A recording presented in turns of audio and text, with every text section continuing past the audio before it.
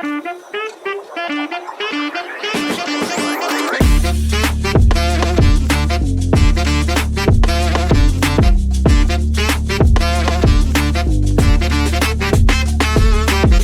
عليكم شباب اولى ثانوي، اخباركم ايه؟ يا رب تكونوا بخير. معاكم مستر محمد عاطف، ويلا نكمل بقى شباب ان شاء الله، ونبدا في يونت 2 بحيث نغطي منها اكبر جزء ممكن، ويبقى الجزء اللي انت معاك حاليا دلوقتي يكاد يقرب من ريفيجن خاص بشابتر 1 يونت 2. تمام، احنا كنا شباب انتهينا من يونت 1 الحمد لله وخلصناها كويس. نبدا يونت 2 او نشوف يونت 2 بتتكلم عن ايه سوا شباب.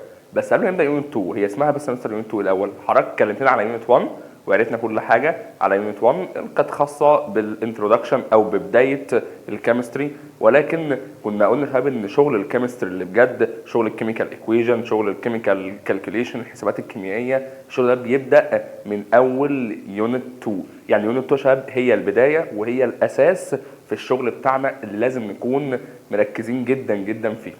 تمام، يلا نسمي يا شباب، يلا نسمي الله ونبدا على طول. تمام يا مستر محمد، يونت 2 بتتكلم عليها ايه، او بنتكلم على يونت 2 في ايه؟ اول لك تعالى نتكلم ونشوف يونت 2 بيتكلم على ايه. الاول قبل ما نتكلم في يونت 2 يا شباب محتاجين بس نفتكر كده.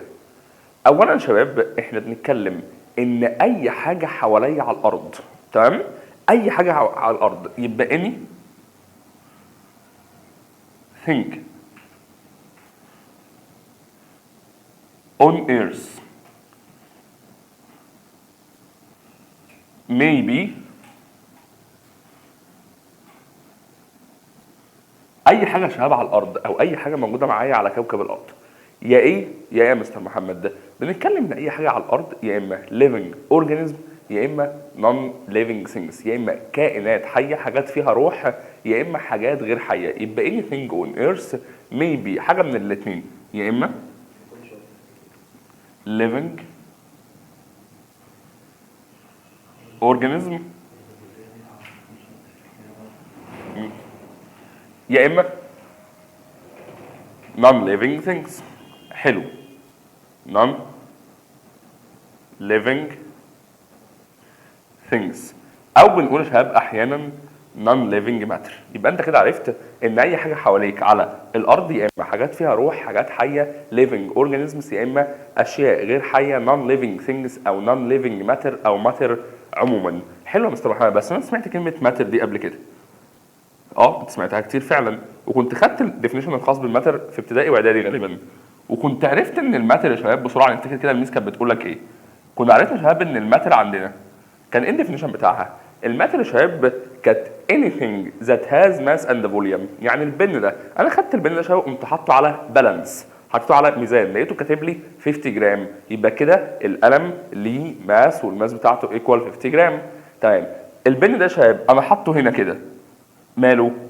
خد مكان يا مستر محمد، خد مكان، يعني اذا هو ليه فوليوم، يبقى كده البن ده هاز ماس اند فوليوم، يبقى اذا يسمى باسم ماتر. حلو، والماتر يا شباب ليها 3 ستيتس زي ما احنا عارفين اون ذا ايرث، يا سوليد ستيت يا ليكويد ستيت يا جازيس ستيت.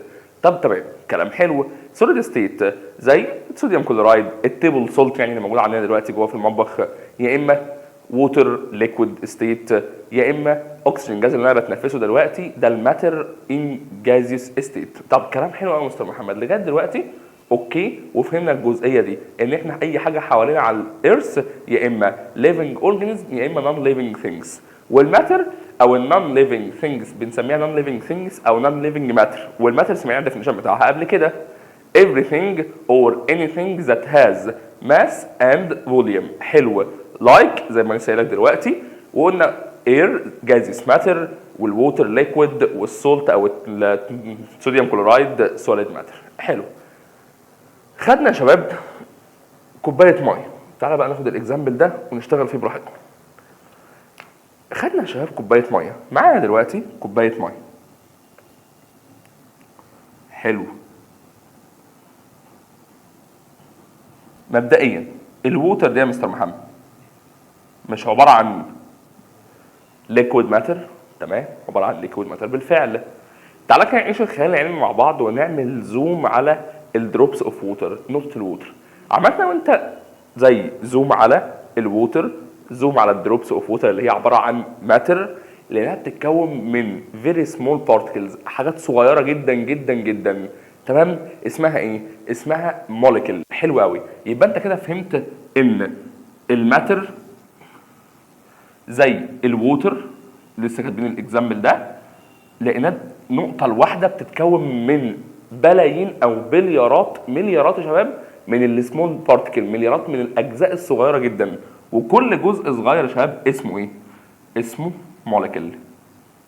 يعني ايه؟ اقول لك، يعني احنا شباب لما عملنا زوم على الووتر والدروبس اوف ووتر اللي بتتكون من فيري سمول بارتكلز، مليارات من الفيري سمول بارتكلز، وكان شكلهم عامل كده.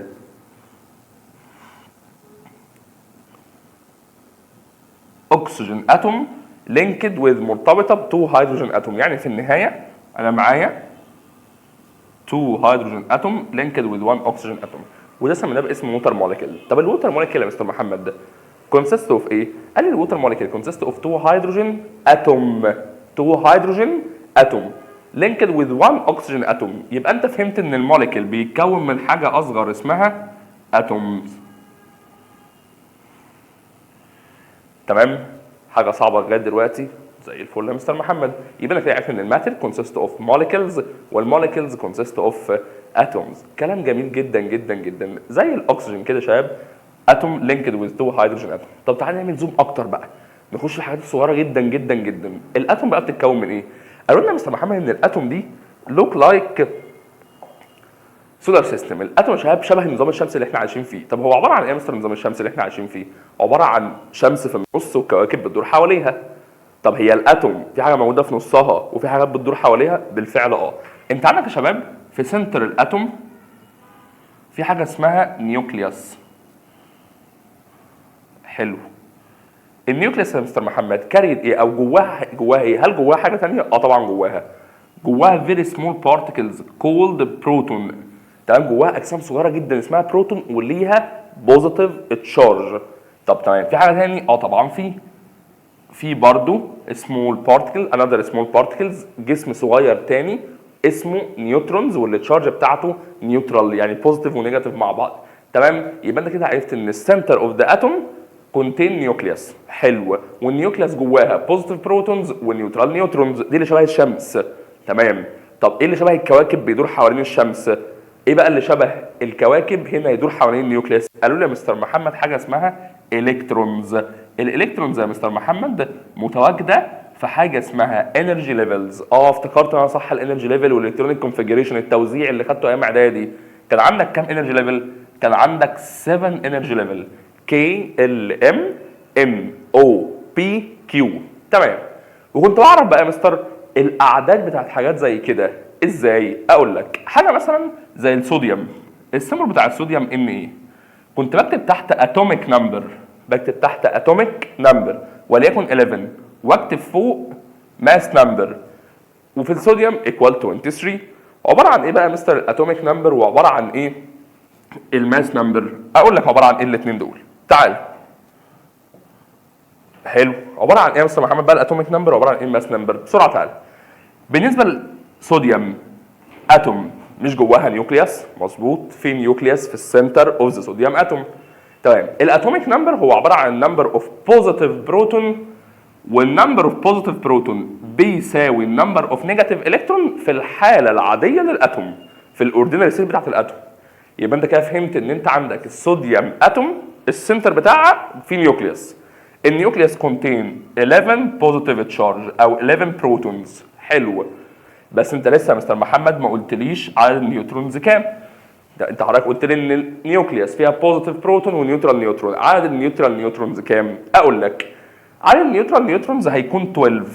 عرفت منين؟ اقول لك 11 بلس 12 ايكوال 23. يبقى كده الماس نمبر برضو ايكوال 23. يبقى الماس نمبر عباره عن سميشن، مجموع البوزيتيف بروتون بلس نيوترال نيوترونز. يعني كده لما جبت النيوترال نيوترونز عملت 23 ماينس 11، بحيث يبقى في النهايه النمبر اوف بوزيتيف بروتون بلس نمبر اوف نيوترال نيوترونز ايكوال الماس نمبر. يبقى انت كده عرفت ان تحت اسمه اتوميك نمبر عباره عن نمبر اوف بروتون، وده ايكوال النمبر اوف الكترونز، وفوق الرقم اللي فوق اسمه ماس نمبر، وده عباره عن summation of number of protons and neutrons inside the nucleus. حلو. انت حضرتك لسه قايل يا مستر محمد ان انا معايا برضو 11 بروتونز، يعني معايا 11 الكترونز، مظبوط. يلا نعمل لهم كونفيجريشن بطريقه اعدادي. كنت بتقول ان الكي كاريد 2 الكترونز، حلوه، والال يا مستر محمد كاريد 8 الكترون ساتوريتد باي 8، اخره يشيل 8. واخيرا الام هيشيل كام هنا؟ هيشيل 1 الكترون عشان يبقى 2 بلس 8 10 بلس 1 11 اللي احنا قلنا عليه الاتوميك نمبر. حلو. اي حاجه في الدنيا يا شباب بتسعى للاستقرار، اي كائن حي او living organism او non living things، اي حاجه حوالينا على الارض بتسعى للاستابيليتي، انها تكون مستقره. انا دلوقتي بخلص تصوير وبخلص شغل واروح البيت استقر وارتاح. طب طيب بالنسبه للاتوم، هل الاتوم يا مستر محمد اللي هي اصغر حاجه في الماتر هل بتسعى للاستقرار؟ بتسعى للاستابيليتي؟ برضه بتسعى للاستابيليتي. طب الاستابيليتي بالنسبه للاتوم انها تكون ستيبل تعمل ايه؟ الاتوم اوصفها بان هي ستيبل لما يكون الاوتر موست انرجي ليفل، اوتر موست انرجي ليفل مقصود بيها يا شباب اخر انرجي ليفل كاريد الكترونز، لما يكون الاوتر موست انرجي ليفل كومبليتلي فيلد وذ الكترون، حلو، يكون اخر انرجي ليفل مكتمل بالالكترونز، حلو. طب بالنسبه للصوديوم اخر انرجي ليفل او الاوتر موست انرجي ليفل فيه 1 الكترونز، حلو. الاسهل هنا ان ال1 الكترون ده يحصل له لوز ولا يعمل جين ل 7 الكترون عشان خاطر يكمل الاوتر موست انرجي ليفل؟ اكيد طبعا الاسهل ان احنا نعمل لوز للالكترون ده، فبالتالي تتحول ساعتها الصوديوم اتوم تبقى برضو نفس الكلام بوزيتيف 11 بروتون، نيوترال نيوترونز عددهم 12، الكي مبدئيا كاريد 2 الكترونز، ثم ال كاريد 8 الكترونز، لكن ده احنا عملنا له لوز. تعالى بسرعه اقول لك كده كام حاجه من البيزنس المهمه لازم تكون عارفها. النمبر اوف بوزيتيف بروتون جوه النيوكليس بتاعت الصوديوم 11 بوزيتيف بروتون، والنمبر اوف الكترونز اللي بيدوروا حوالين النيوكليس عددهم نيجاتيف 10 الكترونز. مين اكبر يا شباب؟ تمام، البوزيتيف بروتون. اكبر بقد ايه يا مستر محمد؟ اكبر ببوزيتيف 1، يبقى اذا ساعتها الصوديوم اتوم اتحولت وبقت صوديوم ايون. كاريد كام تشارج؟ كاريد 1 بوزيتيف تشارج، وال1 بوزيتيف تشارج ده يا شباب هو عباره عن النمبر اوف الكترون ذات صوديوم اتوم لوز، عدد الالكترونات اللي فقدتها الصوديوم اتوم. حلو. كنا بنسميه بقى باسم ايه؟ بنسميه باسم فالنس، اللي لازم سعادتك تكون حافظه وعارفه كويس جدا لكل element، لان ده اللي هيساعدنا قدام في كتابه الكيميكال فورمولا. كده يا شباب احنا اتكلمنا في الاساسيات سريعا كده. تعال نخش على الجزئيه اللي بعد كده. انا كده يا مستر عرفت ان الاتومز يا اما تعمل لوز يا اما تعمل جين. خد بالك الاتوم اللي بتعمل لوز الكترون هي بتبقى اتوم اوف ميتال، بيبقى نوعها اتوم اوف ميتال. طب اعرفها منين؟ لما يكون الاوتر موست انرجي ليفل كاريد ليس ذان 4 الكترون، لما يكون اخر انرجي ليفل فيه اقل من 4 الكترونات زي ما انت شايف كده، يعني في الكترون في 2 او في 3، دي كده اسمها اتوم اوف ميتال. والاتوم اوف ميتال يا شباب على طول بتند تو لوز، بتميل ان هي تعمل لوز للفالنس الكترون. مقصود بكلمه فالنس الكترون يعني الالكترونز اللي في الاوتر موست انرجي ليفل. تمام تمام، حلو جدا يا مستر محمد. لكن الاتوم اوف نون ميتال، الاتوم اوف نون ميتال يا شباب مثلا زي الكلوراين. الكلوراين يا شباب تعالى نخش في بيج ثانيه بسرعه اديك الاكزامبل. كلوراين Cl 1735 بسرعه وانت قاعد بقى قلمك الجميل كده، وقف الفيديو واعمل لها كونفيجريشن زي ما عملت من شويه. تمام، وقفت، يلا بقى نكمل وشوف ان انت عندك صح ولا غلط. النيوكليوس يا مستر محمد اوف ذا اتوم اوف كلورين، النيوكليوس اللي في سنتر الاتوم اوف كلورين فيها كام بروتون؟ تمام، فيها 17 بوزيتيف بروتون. فيها كام نيوترال نيوترون؟ 75 ماينس 17 80، عشان في النهايه مجموع الاثنين 35. عندي كام نيجاتيف الكترون بيدور بره؟ 17. كي كاريد 2، ال كاريد 8، الام كاريد 7. حلو، يبقى كده الكلوراين ده اتوم اوف نون ميتال. عرفت منين يا مستر محمد؟ لما الاوتر موست انرجي ليفل، لما اخر انرجي ليفل كاريد مور ذان 4 الكترون، يعني يكون في 5 الكترون 6 الكترون او حتى 7 الكترون. هنا عشان تبقى الاتوم ستيبل مستقره تميل ان هي تعمل ايه؟ تميل ان هي تعمل جين ل 1 الكترون. تمام، يلا نشوف هتعمل ايه. اهي بوزيتيف 17 بوزيتيف نيجاتيف 18 كي 2 ال 8 ام، بدل ما 7 بقى هتعمل جين 1 الكترون تبقى 8 برضه. يلا بقى عدك الجميل معايا وشوف كام بوزيتيف بروتون انسايد ذا نيوكليوس، في كام بوزيتيف بروتون جوه النيوكليوس؟ 17. دلوقتي بقى عندي كام نيجاتيف الكترون بره؟ نيجاتيف 18.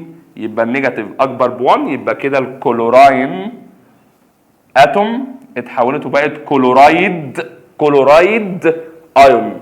وخد بقى بالك عشان كل الاتوم اوف نون ميتال لما بتعمل جين، ركز دي مهمه جدا، كل الاتوم اوف نون ميتال لما بتعمل جين لالكترون بيكون اسمها منتهي باي دي، كلورايد. يعني الكلوراين يعمل جين كلورايد، فلوراين يعمل جين فلورايد، بروماين يعمل جين برومايد، ايوداين يعمل جين ايودايد، اكسجين يعمل جين اوكسايد، وهكذا. تمام؟ يا رب تكون الجزئيه دي يا شباب مفهومه كويس جدا. نخش على اللي بعد كده، بلاش نقفل. حلو كده يا مستر محمد، انا فهمت انا عايز اعرف ايه، وكده فهمت الاتومز وفهمت الاتوم بتتكون من ايه وانواع الاتوم. اتوم اوف ميتال، اتوم اوف نون ميتال. اتوم اوف ميتال تميل ان هي تعمل لوز لالكترون وتتحول تبقى بوزيتيف ايون، تتحول تبقى بوزيتيف ايون، او يبقى اسمها كاتاين او ميتاليك ايون. تعالى اوريك بسرعه الجزئيه دي. زي ما قلت لك دي انواع الايونز، التايب اوف ايونز، وده الجزء الخاص بانواع الايونز، الميتال ايونز او البوزيتيف ايونز او كاتايونز. وانت هنا عندك طبعا زي ما الشباب بتاعتنا عارفه ان انت عندك الملزمه متواجد فيها الاليمنتس بالفالنس بتاعهم. التشارج اللي مكتوبه عندك فوق كل سيمبل دي عباره عن الفالنس بتاع السيمبل بتاعي، ايا كان، زي الليثيوم والصوديوم والبوتاسيوم والسيلفر، دول مثلا كلهم مونوفالنت يعني بيعملوا لوز ل1 الكترون والفالنس بتاعهم ايكوال 1، وهكذا في بقيه الاجزاء. حاجه مثلا زي الايرن. الايرن شباب عنده حالتين بيفقد فيهم الكترون، بيعمل فيهم لوز. مره يعمل لوز ل2 الكترونز ويبقى اف اي بوزيتيف 2 والفالنس بتاعه بيكون 2 الكترونز. طب عشان اعرفها مستر، يا اما بكتب لك ايرن 2 ايون، يا اما بكتب لك اسمه فيرس. حلو. طب لو الان عمل لوز ل 3 الكترونز بكتب ايرن 3 ايون وبكتب لك اف اي بوزيتيف 3 عشان اعرفك ان هو فقط 3 الكترونز، او بسميها لك باسم فيريك ايون. كذلك برضه نفس الكلام كابر 1 ومعايا كابر 2. حلو. عندي حاجه اسمها شباب اتوميك جروب. الاتوميك جروب عباره عن اكتر من اتوم متواجدين مع بعض، تمام، بس بيكاري تشارج، بيبقى ليهم شحنه واحده، يعني ليهم فالنس معين، بس مع انهم اكتر من اتوم بس في فالنس واحد بيجمعهم بيخليهم يتعاملوا كانهم اتوم واحده. تمام؟ وما ينفعش ان انا اتواجد او ما ينفعش ان انا الاقي اي اتوميك جروب زي كده في الطبيعه. من الصعب ان انا الاقي اي اتوميك جروب في الطبيعه. ليه؟ لانها اتشارجد، ليها بوزيتيف او هنلاقي قدام ليها نيجاتيف اتشارجد يا شباب. ولكن اي حاجه متواجده حواليها في الطبيعه او حاجه زي الاتوم في حالتها العاديه بتبقى نيوترال، حاجه زي الاتوم بتبقى نيوترال. حلو. ليه؟ افكرك بسرعه. لما كان البوزيتيف بروتون اللي جوه النيوكليوس مساوي في العدد للنيجاتيف الكترون اللي بتدور بره حول النيوكليوس. شباب يا رب تكون المعلومه دي وصلت. وده الجزء الخاص بالكاتاينز او بالميتال ايون او بوزيتيف ايون. برافو. الجزء الثاني يا شباب بنتكلم عن النيجاتيف ايون اللي هم اصلهم نون ميتال، فبنقول نون ميتاليك ايون او بنقول اناينز يا شباب. ودي الاكزامبلز الخاصه بيها: كلورايد، فلورايد، كلورايد، برومايد، ايودايد، اوكسايد، سلفايد، نيترايد، فوسفايد، وهكذا. دي النيجاتيف اتوميك جروب اللي لازم تكون عارفها، عارف الفورمولا بتاعت كل اتوميك جروب فيهم وعارف الفالنس بتاعهم او التشارج اللي مكتوبه فوق دي يا شباب. التشارج دي لازم تكون عارفها كويس لان ده الفالنس اللي هيفيدنا في كتابه الكيميكال فورمولا لاي مولكيول. ايه ده؟ لا، واحده واحده. ايه اللي حضرتك بتقوله ده؟ اقول لك بقول ايه. انا كده فهمت الاتوم، انواع الاتوم، يا اما اتوم اوف ميتال tend to lose، يا اما اتوم اوف نون ميتال tend to gain وتتحول تبقى نيجاتيف ايون. حلو. وفي اتوم اوف نوبل جازز او اتوم اوف انرت جازز، دي don't lose or don't gain لانها carried full electron in the outermost energy level. اخر energy level عندها شباب بيبقى مكتمل بالالكترونز. حلو. ما علينا. انا يا مستر محمد لسه عندي مشكله بسرعه، اللي هي مشكله كتابه الكيميكال ايكويشن. تمام. اي كيميكال ايكويشن بيبقى بيتكون من اسامي بعض الكومباوند. حلو. اسامي بعض الكومباوند. ماشي. هو اصلا يا مستر محمد في الاساس انا فاهم، هو لما انا اكتب كيميكال ايكويشن هعبر عن الماتر، المواد اللي داخله التفاعل هعبر عنها بايه؟ باسمها. يعني هكتب مثلا الووتر راح يتفاعل مع السولت، مش هينفع اعمل حاجه زي كده. طب هيبقى ايه العمل ساعتها؟ بكتب اي كيميكال ايكويشن بعبر عن الماتر اللي جوه الكيميكال ايكويشن في صوره موليكيولز. نقول تاني، بعبر عن انواع او بعبر عن الماتر اللي داخله في التفاعل. يعني يبقى عندي مادتين هيتفاعلوا مع بعض، هكتبهم في صوره كيميكال ايكويشن، والكيميكال ايكويشن بتاعتي هعبر عن الماتر اللي فيها بالموليكيول بتاعهم. تمام؟ اسم الموليكيول بالكيمستري شباب بنقول الكيميكال فورمولا اوف ذا موليكيول. طب مش قبل ما ادخل واتكلم عن الكيميكال فورمولا اوف ذا موليكيول او اسماء الموليكيولز لازم اكون الاول عارف ايه الموليكيولز دي وانواعهم ايه؟ تمام، تعالى انت كده كده عارف ان الموليكيول بتاع سعادتك هو عباره عن الجزء الصغير بيكون لك الماتر. انا كنت قلت لك في الاول ان الماتر كونسيست اوف موليكيولز. حلو، الموليكيول بقى يا مستر محمد ايه انواع الموليكيول؟ يلا بينا تعال نقول اهم جزء، التايبس اوف موليكيول. ايه انواع الموليكيولز يا مستر محمد؟ اقول لك ايه تايبس اوف موليكيول. الاول بس وانا بكتب التايبس اوف موليكيول هسالك سؤال وعلى ما اخلص ترد على نفسك واسمعه برضو مني شوف هو صح ولا غلط. هو الموليكيول بيتكون من ايه؟ حلو، الموليكيول بيتكون من اتومز، وانت شفت ان الموليكيول بيتكون من اتوم. حلو قوي. بص بقى، لو الموليكيول بتاع سعادتك اتكون من سيميلار اتومز متشابهه بيبقى اسمه element molecule. يبقى الاليمنت موليكيول يا دكاتره متكون من سيميلار اتومز يا مستر محمد. حلو. طب لو الاتومز اللي في الموليكيول بتوعي مختلفين زي حاله الووتر بتتكون من 1 اكسجين اتوم مع 2 هيدروجين اتومز، ساعتها هيبقى الموليكيول برضه اسمه اليمنت؟ قال لي لا، ما هو الاليمنت موليكيول ده بيتكون من سيميلار اتومز، ولكن الموليكيول اللي بيتكون من ديفرنت اتومز اسمه كومباوند موليكيول. حلو الكلام لغايه دلوقتي. يبقى كومباوند موليكيول يا شباب بيتكون من different atoms. تمام؟ والمناسبه يا شباب بالنسبه للجزء اللي احنا بنشرحه لغايه دلوقتي ده ممكن شباب اولى او ثانيه او ثالثه يسمعوا بيه، لان ده الجزء البيزكس الخاص بالكيمستري من بدايه معرفتك بالكيمستري اللي هيأهلك تشتغل في اي وقت. انا لما كنت طالب، لما كنت احب ان انا الاقي نفسي في حاجات مسقط فيها وحاجات مقصر فيها، كنت لازم ارجع للبيزكس اشوف ايه مشكلتي في البيزكس وارجع اعالجها، حتى لو هراجع مراجعه سريعه على البيزكس اللي انا نسيتها، الاساسيات اللي انا نسيتها. وده شباب الجزء اللي احنا بنشرحه لغايه دلوقتي، جزء البيزكس الخاص بالكيمستري بشكل عام.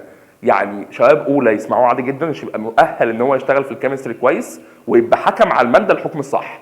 ويا شباب دي حته مهمه قوي الله يكرمك منك ليه وليها تركزوا فيها، ان انت ما تبقاش قاعد في مكانك، ما تبقاش قاعد كده في مكانك كده ما بتعملش اي حاجه وتقول هو انا عايز وانا ما بذاكرش ليه؟ الماده صعبه مش عارف اذاكرها. طب ماشي معلش، هو انت ينفع تقارن نفسك بحد اجتهد وذاكر وضيع وقت في المذاكره وضيع مجهود في المذاكره، مش ضيعه لا قدر الله في حاجه غلط او مثلا ضيعه على الفاضي، لا بالعكس، هو في مجهود اتبذل في المذاكره، في وقت اتبذل في المذاكره، وقت قضيته في المذاكره. تمام؟ ما نمتش، قمت من الصبح بدري قاعد بذاكر، معلش هل ينفع انت تساوي نفسك؟ انت واحد قاعد مأنتخ عامل كده على السرير نايم بيه في نفسك، والله قاعد كده مأنتخ عامل زي صوره محمود عبد العزيز ابراهيم هو قاعد نايم على السرير كده، والله تمام، عامل زيه كده قاعد بيه في نفسك. هي هتروق وتحلى امتى؟ ما مش هتروق وتحلى طول ما انت قاعد مأنتخ، طول ما انت قاعد مأنتخ في نفسك مش هتروق وتحلى. ليه؟ عشان الدنيا بتروق وتحلى حواليه، يا شباب. دي بمعنى اصح بتديله لما يكون هو تعب وضحى بحاجات كتير جدا في وقته. يعني انا دلوقتي لازم اصحاب الدرس، تمام، لا كلهم مش هنخش والله الدرس دلوقتي وهنروح البلاي ستيشن، ماشي حلو قشطه، ومحدش فينا اصلا بيكره البلاي ستيشن ومحدش فينا بيكره المرح، احنا ناس بنحب اللعب وناس بنحب ان احنا نريح، تمام. بس هتروح تلعب خلاص قشطه مفيش مشاكل، روح العب، بس ما تقارنش نفسك بواحد لا استخسر الوقت في اللعب وقال لا انا ساعتها مذاكرتي اولى.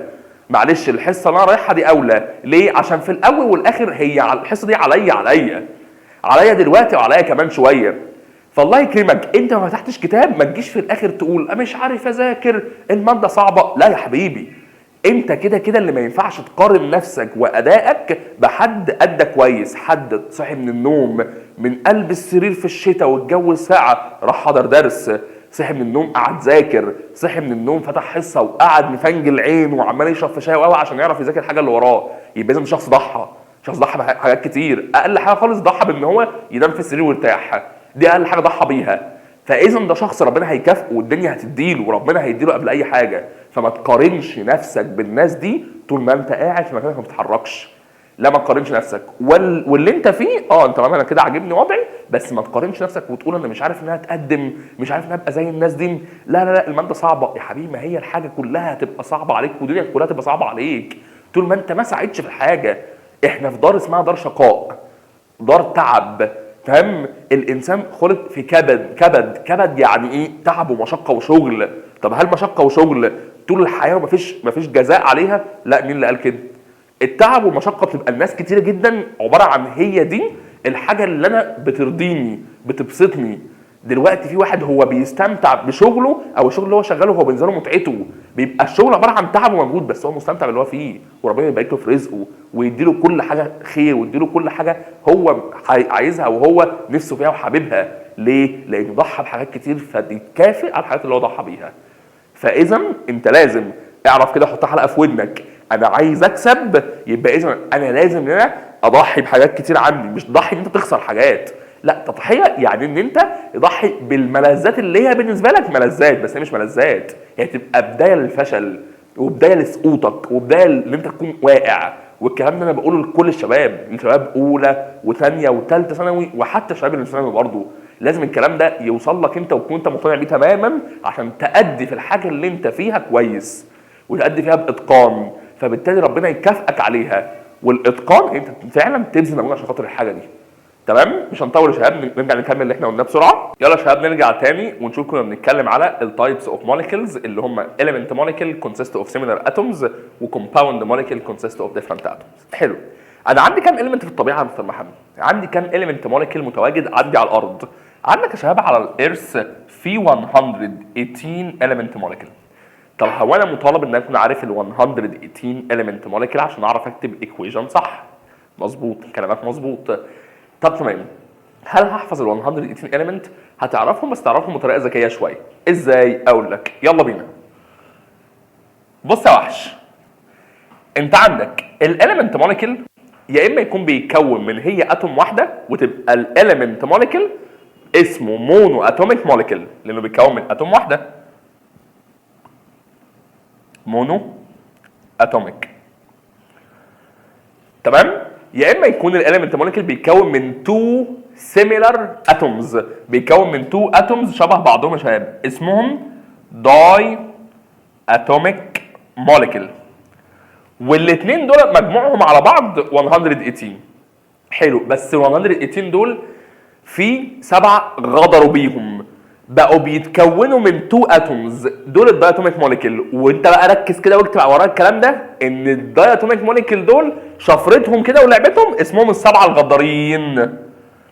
ليه يا مستر محمد اسمهم 7 غدارين؟ لانهم 7 غدروا بال 118 وبقوا بيتكونوا من 2 اتومز اللي هم يا مستر محمد اللي هم الهيدروجين جاز H2. يبقى انت عندك كيميكال ايكويشن قلت لك فيها هيدروجين جاز تقوم كاتب H2، هيدروجين داخل كيميكال ايكويشن يبقى H2. تمام؟ حلو. ثم الاكسجين O2 ثم النيتروجين N2 ثم عيله اسمها عيله الهالوجينز. ايه هم دول يا مستر محمد؟ اولهم الفلوراين F2، كلوراين Cl2، برومين Br2، ايودين I2. تمام؟ دول كلهم ال7 دايتوميك موليكيول. دول مجرد ما تلاقي اسمهم في كيميكال ايكويشن وفوق معايا الله يكرمك، مجرد ما تلاقي اي واحد من دول اسمهم موجود في كيميكال ايكويشن يتكتب في صوره 2 اتومز، يعني هيدروجين جاز رياكت وذ اوكسجين جاز يبقى تقوم كاتب H2 بلس O2. تمام؟ لقيت نيتروجين جاز N2، فلوراين F2، كلوراين Cl2، برومين I2، ايودين I2. تمام؟ صوديوم، قلت صوديوم يا مستر محمد بس يعني ده بيتكون من سيميلار اتومز بس صوديوم مش من 7 الغدارين يبقى مونو، يعني ان ايه واحده بس تتكتب. كالسيوم مونو مش من 7 الغدارين. مغنيسيوم مونو. كربون سي مونو. ميركوري اتش جي مونو، وهكذا. يبقى انت كده الحمد لله عرفت ايه هم الاليمنت موليكيولز كلهم، المونو اتوميك بالداي اتوميك، وكده اكنك حفظت ال 118 اليمنت موليكيول. 7 منهم غدارين اسمهم داي اتوميك موليكيول: هيدروجين H2، اكسجين O2، نيتروجين N2، فلوراين F2 كلوراين، Cl2 برومين، Br2 ايوداين I2. حلو. نخش على الكومباوند يا مستر محمد. ايه انواع الكومباوند اللي لازم انا اكون عارفهم واعرف اكتب كيميكال فورمولا ليهم؟ ونقول تاني، كيميكال فورمولا يعني اسم الموليكيول بتاعي بالكيمستري، وبشوف هو بيتكون من كام اتومز. حلو. ايه هم مثلا انواع الكومباوند اللي لازم اكون عارفهم؟ في كومباوند يسمى باسم ايونيك كومباوند، وفي نوع تاني من الكومباوند اسمه بالظبط كده انت قلتها كوفيلنت. برافو عليك. يبقى كده معايا ايونيك كومباوند ومعايا كوفيلنت كومباوند. الايونيك كومباوند من اسمه ايونيك كومباوند، يعني بيتكون من ايونز اللي هم نوعهم ايه؟ بوزيتيف ايون ونيجاتيف ايون. يبقى الايونيك كومباوند فعلا بيتكون من بوزيتيف ايون نيجاتيف ايون لينكد توجذر، 2 ايونز مربوطين مع بعض. حلو. اكتب ازاي كيميكال فورمولا تعبر لك عن الايونيك كومباوند؟ تعال نخش في الاكزامبل على طول ونشوف الدنيا ماشيه ازاي. كالسيوم كلورايد. كالسيوم كلورايد ده يا شباب نوع من انواع الايونيك كومباوند. اكتب الكيميكال فورمولا بتاعته ازاي عشان نخلص على طول؟ هنا يا شباب في طريقه قديمه بكتب بيها الكيميكال فورمولا للايونيك كومباوند، في طريقه سريعه انا بقولها للشباب مجرد ما يتمكنوا شويه ويتمكنوا كويس جدا من كتابه الفورمولا. ايه هي الطريقتين يا مستر محمد؟ اول طريقه اني بكتب اسم الكومباوند بالانجلش، دي اول خطوه خالص. حلو. يبقى اول خطوه خالص بكتب اسم الكومباوند بالانجلش زي ما حضرتك عامل كده، كالسيوم كلورايد. تاني خطوه يا مستر محمد بكتب السيمبل. يعني ايه؟ بكتب الكالسيوم سي اي. حلو. كلورايد يعني سي ال واحده. ليه؟ عشان دي كانت كلورايد يعني ايون واحده. حلو. الخطوه الثالثه يا مستر محمد بكتب ايه؟ بكتب الفالنس بتاع الكالسيوم وفالنس الكلورايد. الصفحتين اللي قبل على طول وانت قاعد بتحل معايا وبتراجع معايا، يا اما هتلاقيهم مرفوعين لك في الديسكربشن، يا اما لو معاك الميزانيه في البيت هترجع للصفحتين اللي قبل دول على طول. هتلاقي موجود في اول بيدج اللي هتكون معاك على اليمين غالبا، هتلاقي البيدج دي متواجد فيها كل السيمبلز والفالنس بتاع الميتاليك ايون او البوزيتيف ايون، والناحيه الثانيه العكس، السيمبلز الخاصه بالنون ميتالز او النيجاتيف ايون. تشوف الايونز بتاعت سعادتك وتشوف الفالنس بتاعهم عباره عن ايه. تمام. ايه الفالنس؟ اللي تشارج اللي موجوده فوق كل اليمنت عندك. يعني الكالسيوم هتلاقي مكتوب فوقيه بوزيتيف 2، يعني الفالنس بتاع الكالسيوم 2. الكلورايد هتلاقي مكتوب فوقيه نيجاتيف 1، يعني الفالنس بتاعها 1. دي الخطوه الثالثه. الخطوه الرابعه كنا بنعمل كروس، بنبدل ال1 تيجي مكان ال2 وتيجي مكان ال1. اخر خطوه بكتب السيمبل بالرقم الجديد اللي موجود عندي، سي اي 1 جنبها ما تتكتبش، بعدها سي ال 2. يبقى كده الكالسيوم كلورايد. الله يكرمك يا ابراهيم، برافو، عاش. تمام كده زي الفل. ده كده الكالسيوم كلورايد. كلام يحترم جميل جدا. في طريقه اسرع من كده يا مستر محمد، طريقه اسرع من كده. تعال نجربها في الصوديوم كلورايد. شفرتك في كلمتين هتقولهم معايا، واحده واسال على الفالنس. ايه ده؟ واحده واسال عن الفالنس. ايه واحده واسال على الفالنس يا مستر محمد؟ اقول لك، واحده واسال على الفالنس يعني واحده صوديوم تكتب واحده بس ان ايه، واحده كلورايد تكتب واحده سي ال. اسال عن الفالنس، فالنس الصوديوم 1، فالنس الكلورايد 1، بدلهم يعني راحوا مع بعض. خلصنا خلاص. حلو، كلام جميل. نشتغل الثانيه بنفس الطريقه، واحده واسال عن الفالنس. واحده صوديوم، الله يكرمك، واحده كربونات اتوميك جروب CO3، اسال عن الفالنس. الصوديوم 1، كربونات 2، بنعمل كروس، يبقى ال2 تيجي هنا وال1 هنا ما بتتكتبش، يبقى Na2CO3 وخلصناها على طول. يبقى واحده واسال على الفالنس. باريوم فوسفات، باريوم Ba، فوسفيت بي او 4. اسال عن الفالنس، الباريوم 2 فوسفيت 3، يبقى ال 3 تتكتب جنب الباريوم، وال2 ما تيجي جنب الفوسفيت اعمل لها ايه يا مستر محمد؟ لا خليك شاطر وحط هنا البراكت عشان يكون جنب البراكت ال2 دي، عشان تبقى انت فاهم ان الباريوم فوسفيت بيتكون من 3 ايونز باريوم مرتبطين بمجموعتين فوسفيت. تمام كده يا مستر محمد انا فهمت، والدنيا بقت ماشيه معايا كويس جدا وزي الفل. تمام، يا رب يكون الكلام وصل يا شباب. ده كده بالنسبه للايونيك كومباوند. حاجه زي الالكاليز يا شباب، برضو نتكلم عن الالكاليز ونشوف الالكاليز بيتكتبوا ازاي. الالكاليز برضو يا شباب مش صعبين. ده هو انا دلوقتي عندي NaOH، ال NaOH سهله، ال Na صوديوم وال OH هيدروكسيد، يبقى NaOH صوديوم هيدروكسيد. حلو. KOH K بوتاسيوم OH هيدروكسيد بوتاسيوم هيدروكسيد. حلو. NH4OH NH4 امونيوم OH هيدروكسيد، يبقى امونيوم هيدروكسيد. تمام، ده بالنسبه للالكاليز او نوع من انواع البيزس اسمه الكالي. نخش على الاسيدز. الاسيدز رايقه جدا جدا جدا، بس قبل ما نخش في جزئيه الاسيدز انا بسرعه عايز اقسمهم لك عشان تبقى فاهم الحته دي. ايه هم يا مستر انواع الاسيدز بسرعه؟ ايه هم يا مستر محمد التايبس اوف اسيدز؟ انت عندك الاسيدز يا شباب هم نوعين. نوع اسمه اوكسجينيتد اسيد، اوكسجينيتد اسيد، والنوع الثاني اسمه هالوجين، هالوجين اسيد. ايه رايك يا اسطى؟ ايه ده؟ ايه ده؟ ايه الطعابه والحلاوه دي؟ اقسم بالله الخط الله اكبر، حاجه عظمه. عارف انت اللي هو تحس انه نجم تحس ان نجم، لا عظم. المهم، طب ده كده تو تايبس اوف اسيدز، اوكسجينيتد اسيد وهالوجين ايه؟ هالوجين اسيد. حلو الكلام. يعني كده كلمه اوكسجينيتد دي ان شاء الله عايزه في مين؟ زي حواس ولا مين يفكها مع حجر رشيد والله العظيم. المهم، يبقى كده يا شباب دول التو تايبس اوف اسيدز. تمام يا مستر محمد، اللي هم ايه؟ اوكسجينيتد اسيد وهالوجين اسيد. اكتبهم ازاي؟ تعالى ناخد اكزامبل على الاوكسجينيتد اسيد. اوكسجينيتد اسيد يعني اسيد فيه اكسجين، ومعنى كلمه اسيد، معنى كلمه اصلا اسيد في العموم يعني لازم يكون فيه هيدروجين ايون موجود، اتش بوزيتيف تكون موجوده باي طريقه في الاوكسجينيتد اسيد وفي الهالوجين اسيد.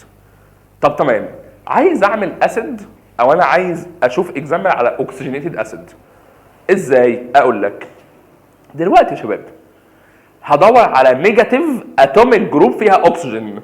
زي مين كده يا مستر محمد؟ اقول لك زي ال NO3. ال NO3 دي اسمها نايتريت، دي نيجاتيف اتوميك جروب، مظبوط، نيجاتيف 1 وفيها اكسجين، ده فيها 3. حلو، اعمل بيها اسيد. قال لي يعني هحط معاها اتش واتش بوزيتيف 1. برضه لما اجي ابدل مش هكتب حاجه لان ال1 ما بتتكتبش، والاتش 1 والان او 3 1، يبقى اتش ان او 3. ده الكيميكال فورمولا للاسيد. اسمه بقى ايه؟ اقول لك النيجاتيف اتوميك جروب دي اخرها 3 حروف اسمهم 8.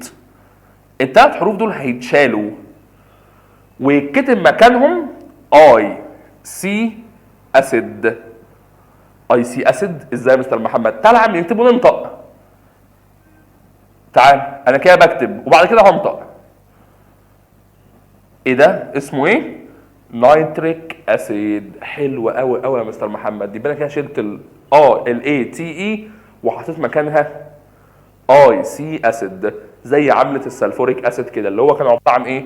عباره عن اتش بوزيتيف عايزه ترتبط بسلفيت جروب اللي هي SO4 نيجاتيف 2.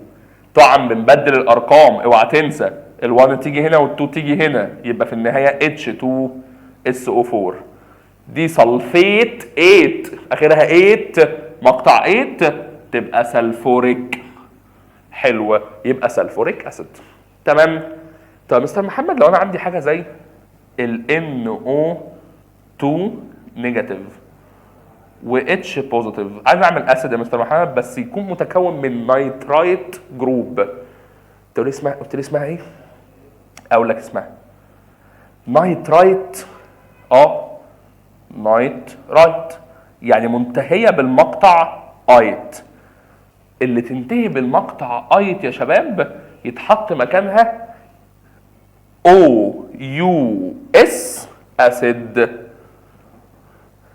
عشان لما اشيل كلمه نايترايت او اشيل الاي تي اي واحط مكانهم OUS يبقى ساعتها نايترس اسيد. تمام يا شباب؟ يا رب تكون الجزئيه الخاصه بالاكسجينيتد اسيد وصلت. تعال نخش على اللي بعد كده. النوع التاني يا شباب اللي لسه قايلينه الهالوجين اسيد. مستر محمد انت قلت لي ان الهالوجين دول هم فور مهمين لسه قايل لي دلوقتي عليهم. تمام يا شباب؟ هم فيهم واحد تاني زياده بس ده راديو اكتيف ما بنتكلمش عليه. احنا بنتكلم على المهمين الفور الاولانيين اللي هو اول واحد فيهم الفلوراين اف كلوراين Cl برومين Br ايوداين اي. حلو. دول كلهم لما بيتحولوا الايون بيبقوا اسمهم كلورايد فلورايد برومايد او ايودايد. بنشيل احنا الاي دي اي ونحط مكانها اي سي اسيد. بس يا مستر محمد حضرتك كده مش مميزهم عن الاكسجينيتد، لا هميزهم بالاول بكلمه اسمها هيدرو. هيدرو يعني ايه؟ يعني البي ده اتش وسي ال يبقى احط في الاول كلمه هيدرو. والسي ال السي ال هنا سي ال نيجاتيف 1 مرتبطه بالاتش بوزيتيف 1 اسمها كلورايد. كلورايد يعني شلنا الاي دي اي وحطينا مكانها اي سي، حطينا مكانها اي سي وبعدها اسيد يبقى هيدرو. هيدرو ايه يا ابراهيم؟ كلوريك اسيد. تمام؟ ويبقى ده كده هالوجين اسيد، ولكن ده اوكسجينيتد اسيد، وده برضو شرحه اوكسجينيتد. ده سلفوريك اسيد لسه قايلينه في البيج اللي قبلها، وده نايتريك اسيد. يبقى هيدروكلوريك اسيد، هيدروفلوريك اسيد، هيدروبروميك اسيد، هيدرو. الله ينور عليك يا هيم. كده يا شباب انا اتكلمت على كل انواع الموليكيولز اللي عندي، element molecules compound molecules، وبقيت تنين الله اكبر عليا اعرف اكتب اي كيميكال ايكويشن عندي كويس واتاهل ليها. يلا نخش بقى في الكيميكال ايكويشن. كيميكال ايكويشن عباره عن ايه؟ كيميكال ايكويشن يا شباب لما اخد معايا ابراهيم للمعمل واقول له يلا يا هيما هقعد اعمل شويه الاعيب. تمام؟ هعمل شويه الاعيب في المعمل كده. يلا ابراهيم نعمل الاعيب في المعمل. تمام. ونسميها لاب جيمز زي هانجر جيمز كده. فاكر حزلقوم لما كان بيتكلم مع كوجوني لما كان بيقول له عملنا فيلم اسمه المتاخد. ايه ده؟ انا اول مره اعرف. زي ايه؟ المتاخد. الايه؟ المتاخد.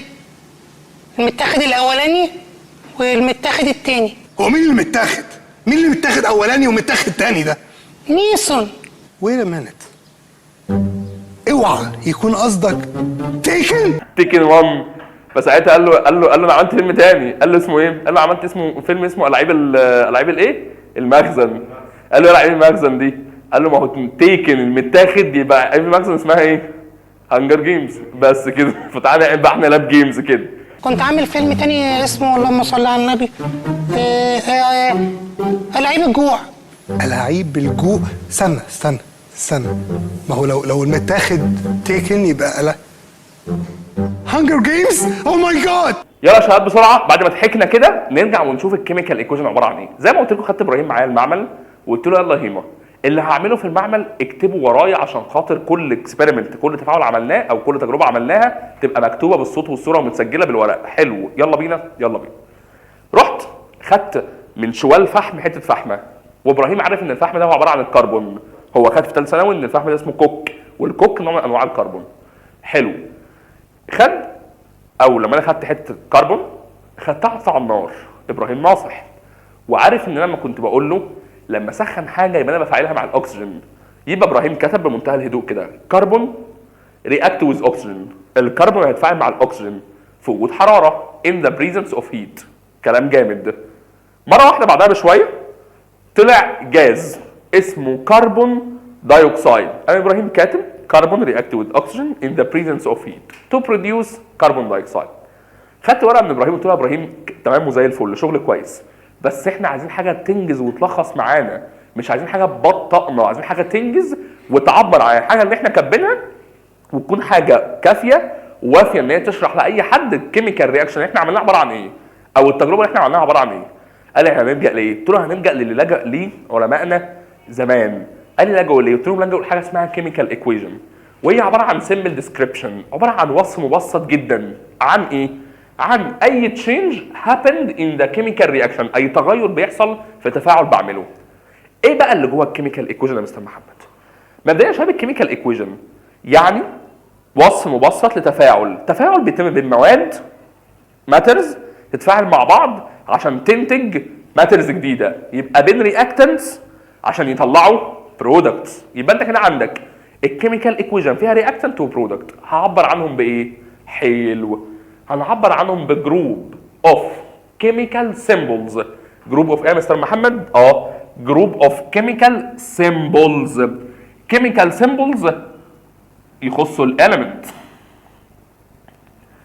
اند فورمولاز يخصوا الكومباوند، عشان لو الكيميكال ايكويشن بتاعك في elements compound يبقى جروب اوف كيميكال سيمبلز اند فورمولاز. بتوع مين دول الكيميكال فورمولاز والسيمبلز؟ قال لك اوف reactant and products. انا عارف ان الرياكتنتس بيكتبوا قبل الارو، يبقى اوف reactants عشان يطلعوا لي products. حلو، كلام جامد جدا. which are connected متوصلين بايه؟ حلو، by an arrow that determines. بيعرفني ايه الارو ده؟ بيعرفني ان الرياكتنتس دول بيتفاعلوا مع بعض عشان ينتجوا لي products، يبقى that determines the direction of reaction. حاجة صعبة؟ لا. وابراهيم كتب على الارو الدلتا المثلث ده عبارة عن ايه؟ عبارة عن الكونديشن اوف رياكشن، شرط حدوث التفاعل. لو ما كنتش سخنت الكربون من هنا للسنة الجاية ما كانش هيطلع كربون دايوكسيد. يبقى ده شبه الكيميكال ايكويشن وما يكتب جواها. حلو، حاجة صعبة زي الفل. يبقى انا عرفت الكيميكال ايكويشن عبارة عن ايه؟ reactant وبرودكت مكتوبين في صورة chemical symbols and formulas. حلو. أهم شرط بقى يا مستر محمد في الكيميكال ايكويشن، إيه أهم شرط في الكيميكال ايكويشن؟ أهم شرط في الكيميكال ايكويشن إن هي لازم تكون بالانسد. أنا كده طبعا في الملزمة خطوات كتبت الكيميكال فورمولا أو الكيميكال ايكويشن. الأول بكتب الايكويشن ووردز، بكتبها في صورة كتابة كلام زي كده، زي الإكزامبل ده كده. ده كده أول ستيب، أول خطوة. تاني حاجة replace the name of reactant and products، بشيل كل reactant و product واعبر عنهم يا بالسيمبل يا بالفورمولا. والخطوة الأخيرة لازم أعمل بالانس للكيميكال ايكويشن. ليه بقى البالانس الكيميكال ايكويشن اللي كان معقد سعادتك في إعدادي؟ أنا أول طبعا ما قلت بالانس اوف ذا كيميكال ايكويشن أنت جايب معانا حاجة حلوة قوي، إن اللي قبل كده إيه الجمال والحلاوة ده أقسم بالله. أول ما قلت أنا بالانس للكيميكال ايكويشن إيه اللي حصل؟ إيه القرف ده يا جدعان في إيه؟ صح كده؟ الله ينور عليك. لا بس البالانس هنظبطه سوا. يلا نظبط البالانس للكيميكال ايكويشن. يلا بينا نظبط بالانس اوف كيميكال ايكويشن. يعني ايه بالانس اوف كيميكال ايكويشن الاول؟ اقول لك ما ينفعش يا مستر محمد يكون مثلا واحد صاحي الصبح نفترض عايز افطر قبل ما انزل الشغل. حلو، خدت الاكل اللي انا هفطر بيه بارد، قمت مثلا وليكن حاطط مثلا 3 حتت همبرجر في الميكرويف يسخنوا. ما ينفعش افتح الميكرويف الاقيهم حتتين. طبعا انت في البيت ممكن تلاقيهم 2 عادي، لو مثلا اخوك صغير صحي ولا حاجه هياكل منك حته ويقول لك عادي مش مهم ويعمل نفسه من بنها. بس احنا بنتكلم بقى بالمنطق. ما ينفعش ان نكون داخلين الاوضه نصور 3 افراد ونخرج فردين. تمام، لا نفس العدد اللي دخل يبقى هو العدد اللي خرج. ما ينفعش تكون انت مثلا بتسلق 5 بيضات تلاقيهم مره واحده بقوا 3. الموضوع ده كده هيبقى حاجه مقززه جدا يعني. يبقى انا بتكلم ان لازم النمبر اوف اتومز اللي تدخل التفاعل يساوي النمبر اوف اتومز اللي تطلع من التفاعل بتاعي. نقول تاني، يبقى لازم النمبر اوف اتومز انتر رياكشن، عدد الاتومز اللي هتدخل التفاعل يساوي عدد الاتومز اللي طلعت بره التفاعل. حلو، ده مقصود بكلمه بالانس كيميكال ايكويشن. الجديد بقى عندك هنا السنه دي ان انا لازم اعبر عن الفيزيكال ستيت للرياكتنت وبرودكتس. يعني لو سوليد بكتب جنبهم اس، لو اكسجين بكتب جي، لو سوري قصدي جاز بكتب جي، لو ليكويد بكتب ال، لو فيبور زي الووتر فيبور بكتب في، حاجه دايبه في ميه سوليوشن بكتب بدل كلمه اكوا سوليوشن اي كيو. تمام؟ بعمل يا مستر لازم بالانس للكيميكال ايكويشن عشان خاطر اعمل حاجه اسمها achievement of law of mass conservation، ان انا عندي ما ينفعش اجيب ماتر من الهواء، ما ينفعش ابقى انا واقف في كيميكال رياكشن كده. تمام؟ لازم المفروض يطلع من كيميكال رياكشن 2 جرام مره واحده يطلع 10 جرام، منطقيا مش صح اطلاقا. حلو. تمام؟ تعال بقى ناخد اكزامبلز بسرعه ونشوف الدنيا ماشيه ازاي.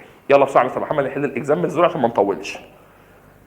الومنيوم، مستر محمد كاتب الومنيوم بس، في الجزئيه دي كاتب هنا ايه؟ الومنيوم. الومنيوم بس يبقى ده element molecule. كان مثال على الغدارين؟ لا، يبقى اقوم كاتب كده A L واكتب جنبها solid بلس. اكسجين، اكسجين بس element molecule. طب كان مونو اتوميك ولا داي اتوميك؟ يعني مثال على الغدارين؟ كان مثال على الغدارين، يبقى اقوم كاتب كده مش O واحده، O2 جاز. كده الرياكتنت تمام. نخش على البرودكت. البرودكت الومنيوم اوكسايد، مالكش دعوه بدول، اكتب الاول الفورمولا صح وبعد كده نعمل بالانس. يعني ايه يا مستر محمد؟ يعني خد الحته دي لوحدها كده نكتب كيميكال فورمولا عاديه وبعد كده ايه اخبطها هنا، تعالى اخبطها هنا على طول واعمل بالانس في الاخر. يعني بالانس في الاخر انا بقول اهو. حلو.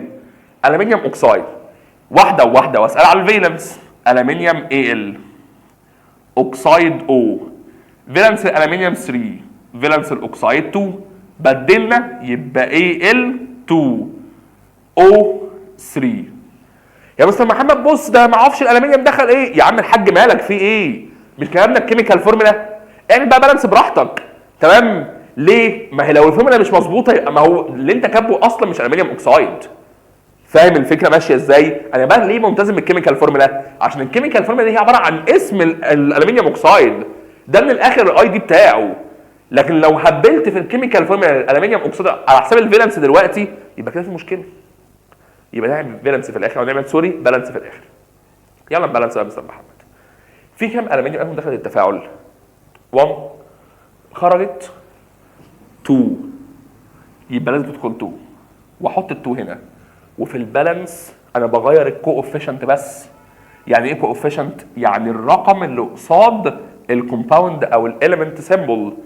بغير الكوفيشنت، الكوفيشنت الرقم اللي مكتوب هنا، ولو مش مكتوب يبقى 1. ده مقصود بكلمه كوفيشنت اوف رياكتنت او اوف برودكت. يبقى كده الالومنيوم دخل 2 خرج 2. الاكسجين يا ابراهيم دخل كام؟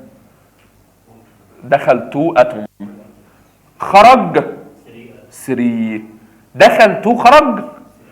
انا كانت مشكلتي يا مستر محمد ايام اعدادي لما اكون بظبط رقم ايفن ويخرج اود. خد بقى اللعبه دي نخلص. لو عندك اليمنت زي الاكسجين دخل ايفن وخرج اود، خد الاود اكتبه عند الايفن وخد الايفن اكتبه عند الاود، بس مش هينفع اكتبه هنا، اكتبه قصاد الكومباوند. قال لا تعال الاكسجين بقى كام؟ 3 تايمز 2. طب و2 تايمز 3 بس كده. طب الالومنيوم باظ نرجع نظبطه، ما حصلش حاجه. الالومنيوم كده خرج كام؟ خرج 2 تايمز 2 ب 4. دي يبقى لازم يدخل 4 عادي جدا. اقوم جاي شايل ال2 دي واحط مكانها ال4 بتاعتنا اللطيفه بس كده. 4 الومنيوم خرجوا 4 الومنيوم، 6 اكسجين خرجوا 6 اكسجين بس كده. هيدروجين جاز من 7 الغدارين H2 واكتب جي بلس اكسجين جاز O2 واكتب جي. طلع ووتر، كلنا عارفين ان الووتر H2 بس عايز بقى نكتب ليكويد صح، فيبور مظبوط. الهيدروجين دخل 2 خرج 2، الاكسجين دخل 2 خرج 1، يبقى هات الايفن عند الاود بس كده. بس الهيدروجين باظ يا مستر محمد، الهيدروجين بقى 4. خلاص حط يا اخويا ال2 هنا كده، الهيدروجين مظبوط والاكسجين مظبوط. تمام كده يا شباب. كده احنا يعتبر خلاص خلصنا كل الاكزامبل الخاصه بالكيميكال ايكويشن. قبل ما نخلص اقول لك حته بس مهمه، ان انت عندك الجازس بتلاقيهم متواجدين في صوره تكرارات. يعني لما اقول لك كربون مونوكسيد مثلا يبقى CO، كربون دايوكسيد CO2، انا قلت كلمه داي، سلفر ترايوكسيد SO3، نيتروجين دايوكسيد NO2. طالما كتبت لك هنا NO2 ما كتبتش فوق تشارج يبقى ده جاز، جاز مش اتوميك جروب. لكن لو كتبت لك NO2 نيجاتيف يبقى ده كده نايترايت، وده نيتروجين دايوكسيد. تمام، يبقى كده لو لقيت تكرارات تعرف ان ده جاز، زي ما شبابنا عارفين المكتوب منطوق طالما في تكرار. سلفر ترايوكسيد، كربون مونوكسيد، كربون دايوكسيد. تمام، تعال نقول فوسفورس بنتا كلورايد، عشان بنتا يعني 5 يبقى مونو 1 داي 2 تراي 3 تترا 4 بنتا 5 هيكسا 6 هيبتا 7. تمام يا شباب، يا رب تكونوا فهمتوا كويس، وطبعا اتمنى لكم في الاخر التوفيق وتكونوا مركزين جدا في مذاكرتكم، ويا رب الكلام اللي احنا قلناه وركزنا فيه يكون اقتنعت بيه عشان ربنا يوفقك ان شاء الله في اللي جاي. تمام، نشوفكم على خير، باي يا شباب.